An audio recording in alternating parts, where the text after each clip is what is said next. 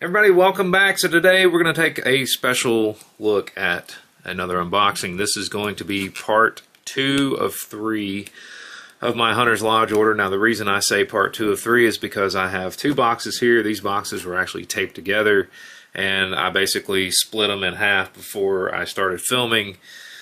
I'm going off the assumption that my 3 remaining rifles are contained within these 2 boxes because the shipping label on here said that this entire package weighed 30 pounds. Of course, you guys, if you take a look at part 1, you'll notice that I mentioned in there that I made this order back in August of last year. There was a lot of things going on with it. At one point, they thought they had filled all my order. Well, apparently my order was 2 pages, so they didn't fulfill the second half of my order, which is probably why I didn't get these 3 rifles. And then on top of that, according to James, it was sent to UPS, and UPS sent it back because something about the shipping weight that was declared was wrong. And then they got lost in the warehouse, then they had to find them again, and then once they did find them, they had to go through them and then ship them back out to me. Now, I don't know how accurate that is. I just know what I've been told. I do know that there was $800 of shipping insurance put on these rifles. So, this is going to be a 2-part. It's going to be a part 2 and a part 3, whichever one of these I decide to open first. There was a little bit of damage right here where it looks like a bolt tried to poke through, but I'm not overly concerned with that. So, what's contained in here should be a VZ24, a Vaguero 1904/39 rifle, as well as a P14 rifle. I did ask, if possible, to do matching bolts on everything. I don't know if that's going to be the case. And I basically asked, something, as nice as possible, as complete as possible. So we'll see how James took care of me. Guys, this is probably the order that's taken longer than any others to receive. At the time of this filming, this is late January of 2025, and I placed this order in late April of 2024. So you guys do the math. It's a very long time. I don't know if anybody that's really waited that long. Some of you guys may still be waiting, and you may be very angry, in which case I'll tell you, like I tell everybody, keep calling. Eventually you will get him. It takes persistence. That's the only way I know to put it. So you guys can try your hand at it if you want. If you don't, that's fine. You can do whatever you want to. However, we're going to dive off into these today. I think I'm going to start with this box here. I'm going to move this box off the table. And let's check it out. And let's see what we got. I'm going to open up probably, well, I'm already hitting my lights. I'm probably going to open this into the box.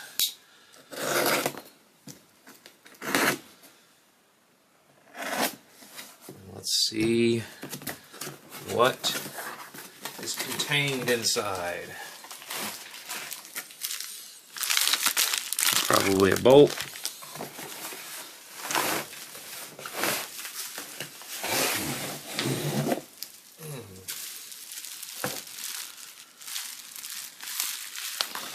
Actually, I think that's 2 bolts. Oh, there's this one. This is the one that's got 2 rifles in it. Get this box out of the way.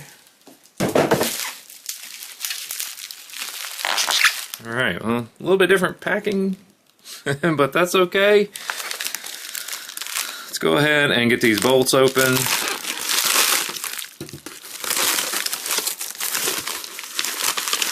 See what's in here. I can tell you right off the bat, that is definitely a Vaguero bolt. Looks pretty good. Let's set that aside. And that is a Mauser bolt. So that tells me right off the bat what's in here is probably my VZ24 and my Portuguese Vaguero 1904/39. Let's go ahead and cut the tape. Get into this.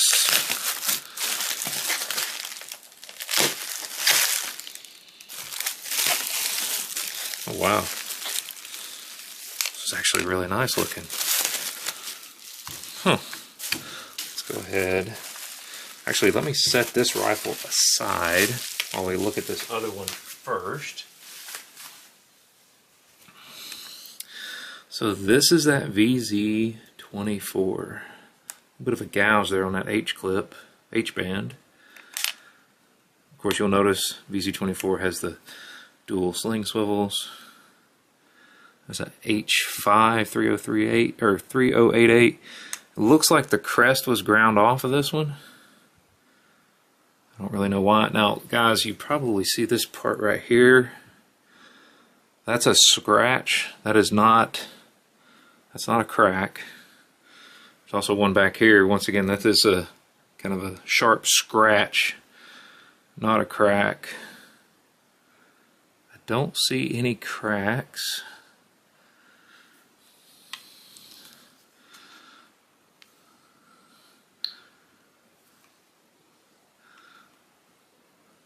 I don't see anything wrong with that rear sight. The bluing looks really good. I mean, quite nice.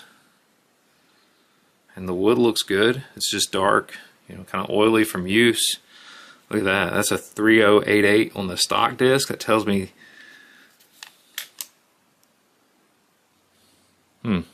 So it's a 3088 on the stock disc, but the stock has got a different number. It's got ER24798. It's interesting. So let's check out the rear here. There is a bit of a gouge here. The wood, I'll try to show you. It's kind of bad, but it's not overly terrible. And there's that weird gash on the H-band. But it looks good. It looks remarkably good. And I don't see any cracks in this upper handguard. These things usually crack pretty bad. Let's check the bore off camera. Oh yeah, guys, this bore is nice, sharp rifling. Check out the photo in the top left. This thing looks nice. Oh, I didn't show you the butt plate. Butt plate looks good. No complaints there. I am a little puzzled about the stock. ER24798, and then the stock disc has 3088, and the receiver has 3088, which I'm guessing it was maybe Arsenally restocked at some point. Because, I mean, it doesn't look like somebody just stuck this one in here. It's been there for quite some time. I don't know what the deal is with that. Now, the bolt... I see a PV and a crest there. I don't think there's any numbers on it. Oh. 712130. So that is not matching. But we will check headspace just to be safe. I mean, the bolt looks complete. A little bit of minor pitting here and here on the knob itself, but looks nice nonetheless. Yeah, we'll just check headspace on it, make sure headspace checks okay. As long as it checks okay, we'll call it good. But yeah, that's a nice VZ24. Of course, I'll you know, you guys will see pictures throughout this, but yeah, it's a lot nicer than I expected. Let's do a function check. Put it on safety. Put it on safe. Put it on fire. It does function. There's that VZ24. I've always wanted one of these. I didn't have one in my collection, so I'm pretty happy to get one of these for my collection because I've got so many other Mauser, as you guys have seen in the past. Now let's take a look at the 1904/39 Portuguese Vaguero rifle. Now these rifles are quite unique. You guys have seen my past video where I got one from Atlantic Firearms. It was a gorgeous looking rifle. I think there was a little bit of pitting around the wood line or close to the wood line on it. But it still looks like a great rifle. I'm curious to see how this one's going to fare from Hunter's Lodge. Let me move this because I'm trying to unwrap bubble wrap off of it. Now, what's really cool about these rifles is they have, I missed the spot, is they have a hinged floor plate. And the cool thing is, what that enables the soldier to do is to quickly, completely unload his rifle in the field. Most of your Mausers of that day did not have that ability. Of course, you see that King Carlos crest. So let's check it out. You know, just a lot of little dings and stuff here and there. You see the 6.5 mod 1904. These were later converted to 8mm Mauser. Now you see this part right here. This is not a crack. This is actually a knot in the wood. It might crack at some point, but given the area, I don't think it will. Looks like we got a little bit of pitting there on the barrel. That front sight's in great shape. Barrel looks really nice. Upper handguard looks really nice. No cracks. Now this is a H6484.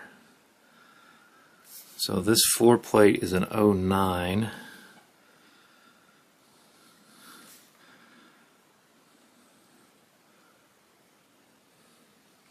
Just trying to show you guys the best I can.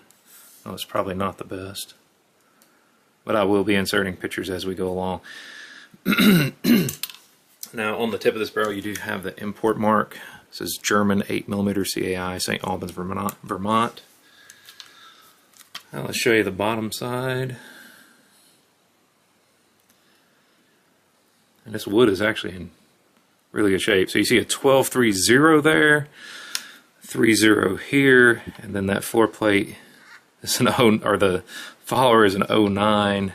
So those don't match the receiver for sure. There's a small chip right here. Nothing crazy. There's an M right here. I don't know why there's an M. And there's our butt plate, which looks good. Now, let's check out that bolt. That bolt is a J5340 and it's been struck through. I don't know what that means. This thing could have been rebuilt. I don't know. Once again, this is a rifle we will definitely check headspace on, just because. Now, what I was going to tell you, there's that hinged floor plate. Now, this is really cool. Much like a Ruger M77, you've got this button here contained within your trigger guard, and if you wanted to unload your rifle, you simply drop it. All your rounds fall out, and then you eject your other one with an actuation of the bolt, and you completely unload your Mauser rifle in the field. I love that design. It's one of the reasons I love my M77 so much. That's my deer rifle of choice. Alright, let's check this, make sure this functions like it's supposed to. Of course, there's your takedown lever, or removal lever, bolt lever, whatever you call it. Let's make sure the safety functions. Safety functions. Let's put it in fire. I'm gonna hold it back just a little. Okay, sweet, that works.